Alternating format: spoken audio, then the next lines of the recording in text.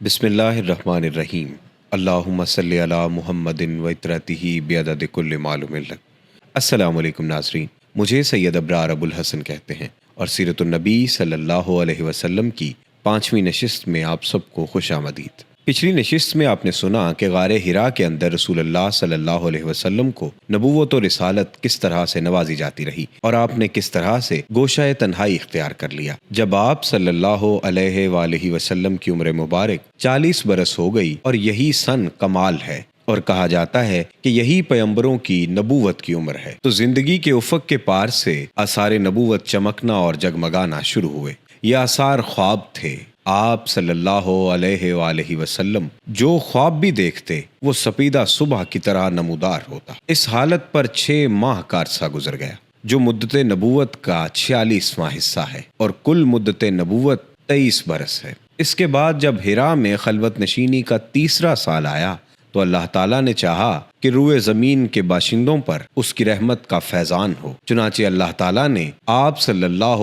علیہ وآلہ وسلم کو نبوت سے مشرف کیا اور جبرائیل علیہ السلام قرآن مجید کی چند آیات لے کر آپ صلی اللہ علیہ وآلہ وسلم کی خدمت میں تشریف لائے۔ چند آیات: اقرأ بسم ربک الذی خلق، خلق الانسان من علق، اقرأ وربک الاکرم۔ پڑھو اپنے رب کے نام سے جس نے پیدا کیا، انسان کو لوتھڑے سے پیدا کیا، پڑھو اور تمہارا رب نہایت کریم ہے۔ ان آیات کے ساتھ رسول اللہ صلی اللہ علیہ وآلہ وسلم پلٹے۔ آپ کا دل دھک دھک کر رہا تھا۔ حضرت خدیجہ کے پاس تشریف لائے اور فرمایا، مجھے چادر اڑا دو، مجھے چادر اڑا دو۔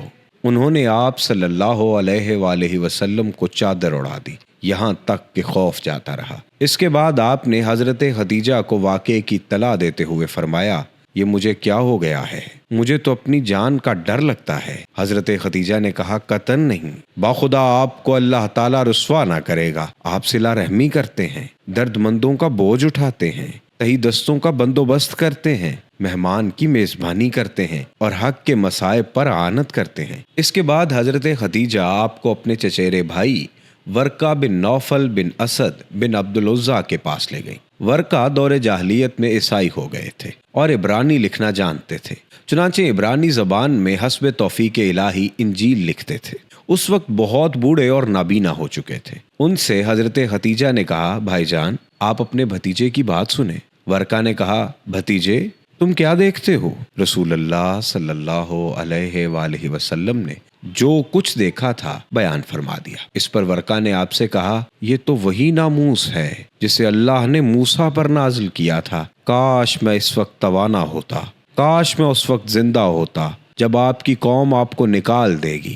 رسول اللہ صلی اللہ علیہ وسلم نے فرمایا، اچھا تو کیا یہ لوگ مجھے نکال دیں گے؟ ورقہ نے کہا، ہاں، جب بھی کوئی آدمی اس طرح کا پیغام لایا جیسا تم لائے ہو تو اس سے ضرور دشمنی کی گئی، اور اگر میں نے تمہارا زمانہ پا لیا تو تمہاری زبردست مدد کروں گا۔ اس کے بعد ورقہ جلد ہی فوت ہو گئے اور وحی رک گئی۔ ابن ہشام کی روایت سے معلوم ہوتا ہے کہ آپ اچانک وحی کی آمد کے بعد غار حرا سے نکلے تو پھر واپس آ کر اپنی بقیہ مدت قیام پوری کی۔ اس کے بعد مکہ تشریف لائے۔ روایت یہ ہے کہ رسول اللہ صلی اللہ علیہ وسلم نے وحی کی آمد کا تذکرہ کرتے ہوئے فرمایا، اللہ کی مخلوق میں شاعر اور پاگل سے بڑھ کر میرے نزدیک کوئی قابل نفرت نہ تھا۔ میں شدت نفرت سے ان کی طرف دیکھنے کی تاب نہ رکھتا تھا۔ اب جو وحی آئی تو میں نے اپنے جی میں کہا، یہ ناکارہ یعنی خود آپ شاعر یا پاگل ہے، میرے بارے میں قریش ایسی باتیں کبھی نہ کہہ سکیں گے۔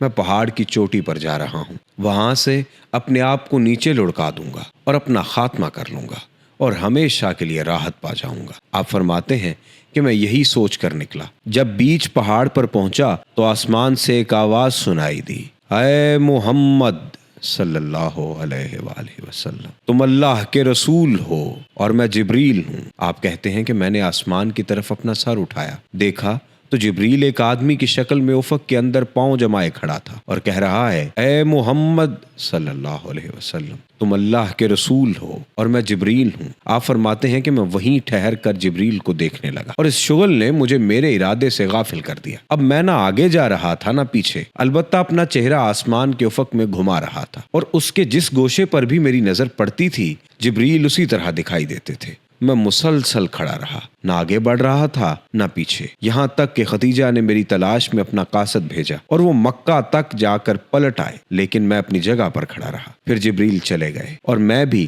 اپنے اہل خانہ کی طرف پلٹ آیا اور خدیجہ کے پاس پہنچ کر ان کی ران کے پاس انہی پر ٹیک لگا کر بیٹھ گیا۔ انہوں نے کہا، ابو القاسم، آپ کہاں تھے؟ باخدا میں نے آپ کی تلاش میں آدمی بھیجے اور وہ مکہ تک جا کر واپس آ گئے۔ اس کے جواب میں نے جو کچھ دیکھا تھا انہیں بتا دیا۔ انہوں نے کہا، چچا کے بیٹے، آپ خوش ہو جائیے اور آپ ثابت قدم رہیے، اس ذات کی قسم جس کے قبضے میں میری جان ہے، میں امید کرتی ہوں کہ آپ اس امت کے نبی ہوں گے۔ اس کے بعد وہ ورقہ بن نوفل کے پاس گئی، انہیں ماجرا سنایا۔ انہوں نے کہا، قدوس، اس ذات کی قسم جس کے ہاتھ میں ورقہ کی جان ہے، ان کے پاس وہی ناموس اکبر آیا ہے جو موسیٰ کے پاس آیا کرتا تھا۔